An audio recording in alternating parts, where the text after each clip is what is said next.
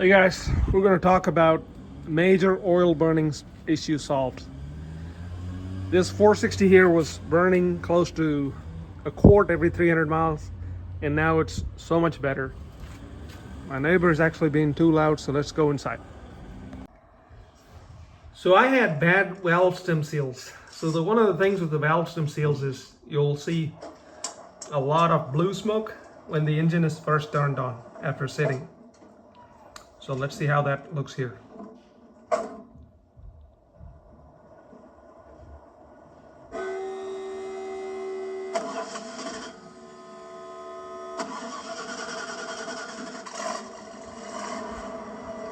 Yep.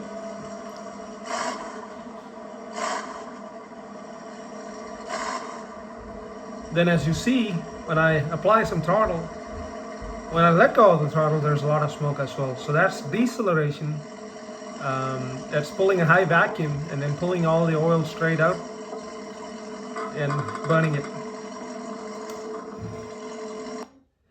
And as I was driving, I noticed that I could not see any oil coming out or blue smoke.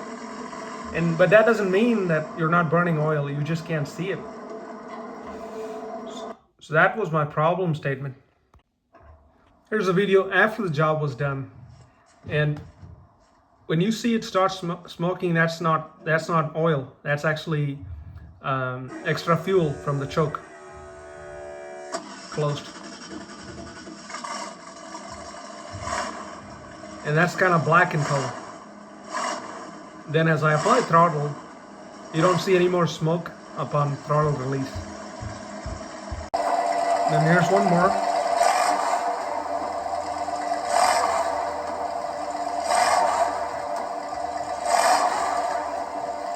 So yeah, pretty much little to no blue smoke after that. And this is how I found my problem. Took my valve covers off and you can see here the seal was cracked right there. And here's me reporting the problem on Gary's Garage Mahal. And pretty much we figured out what was going on. So this here is a little bit of 460 trivia. Pretty much umbrella seals is what was used up until 85 or 86. And then from 86 and on, EFI years, they used positive valve stem seals. You can look up these part numbers and you'll come across new old stock parts. And this table is courtesy of Gary from the forum. And here's a picture of the new old stock that I found. And clearly those are umbrella stem seals. And what I found in mine were also umbrella. So I went ahead and used this Felpro SS13364 valve stem seal set, which is umbrella.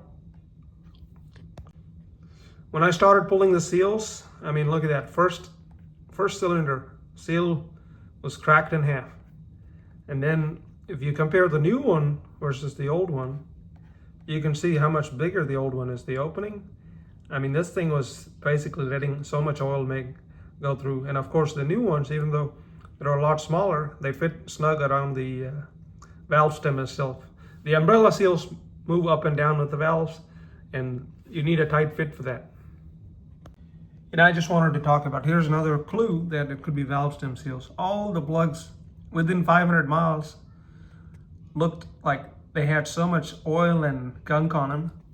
And my video is not a how-to video, guys. This here was really helpful, so I would highly recommend watching this one on how to do it actually. My video is focused on what really worked for me. Well, next, come to the tools of the trade. This is a Ellis valve compressor, and I couldn't find anything like that. And there's this type here, which I don't really like to use, so I didn't use it. And this is the one that I am most naturally comfortable with. And this one is the KD 912 compressor, valve spring lever. And here's the same thing, except it's bent to access I just put it on a hydraulic press and bent it. You can see it's starting to crack, but fortunately it worked. It's basically the same tool, except it has a different angle to get to the ones in the back.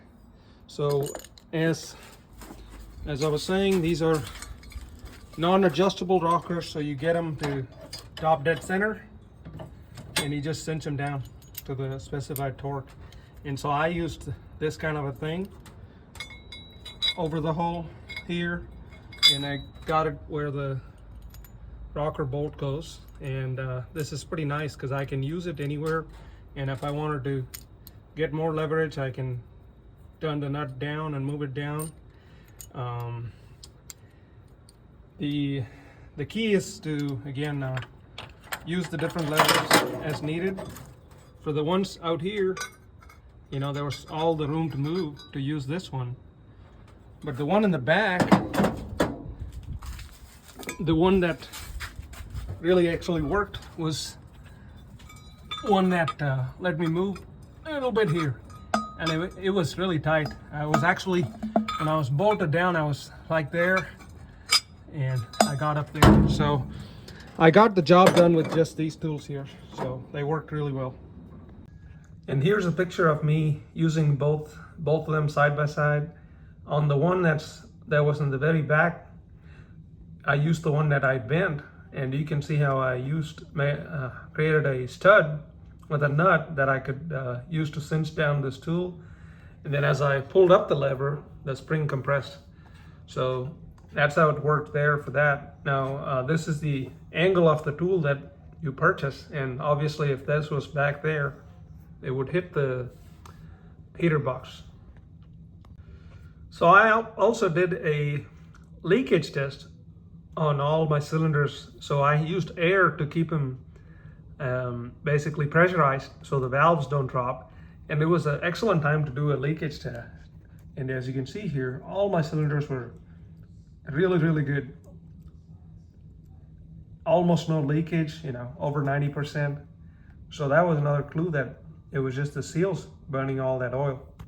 And these are non-adjustable rockers, so you have the cylinder at top dead center, let's say number 1, and you do both the intake and exhaust. And likewise, you can have every cylinder at top dead center and just do that. And here's my favorite tip, guys. What I always do is mark the location of the spark plug where the plugs are up top here. I just have coordinated marks here. So when I'm turning the engine over, I know which one I'm going to be on top dead center. So now without even looking, I know already for a fact that I'm at top dead center, close to top dead center on number 4 right now. So this is how I was able to keep track of position. So these are non-adjustable rockers. So something that was really helpful is taking a picture, noting the orientation of all the bolts. And I kept all of them together, you know, put them back just the way I took them out. And when you torque them down to 22 foot-pounds, once you're done and everything is still in top dead center, you'll actually see that they return back to the exact same position. So that's real helpful. And when everything was put together, guys, I mean, the valves were all clattering for a good 3 to 5 minutes. I was pretty sure I put them back together right. So sure enough, after 3 to 5 minutes, the lifters, you know, I don't know if they got rid of the air in them or what, but everything came back to normal. And I used valve covers that had a big cutout in them, as you can see here. Once things warm up, the oil is just flowing like a river. When it's cold, I mean, there's hardly any oil flow at all, so that's pretty crazy.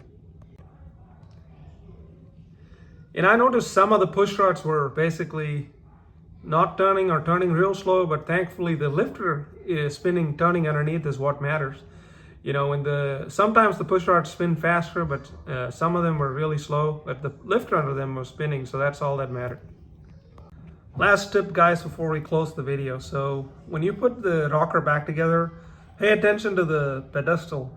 It has a couple of oiling grooves in it, and then those make a wear pattern on the rocker arm itself after the years, many years, and you can see. So make sure when you put it back together, you put it back in the same orientation where the wear patterns match. So that's it, guys. Hopefully a couple of my tips were helpful if you attempt this job. And the job took a lot of hours, I'd say 7-8 hours, but it was well worth it for me, you know, because honestly that oil burning at, you know, quart every 300 miles, it was getting pretty old. So I'm pretty excited with the results.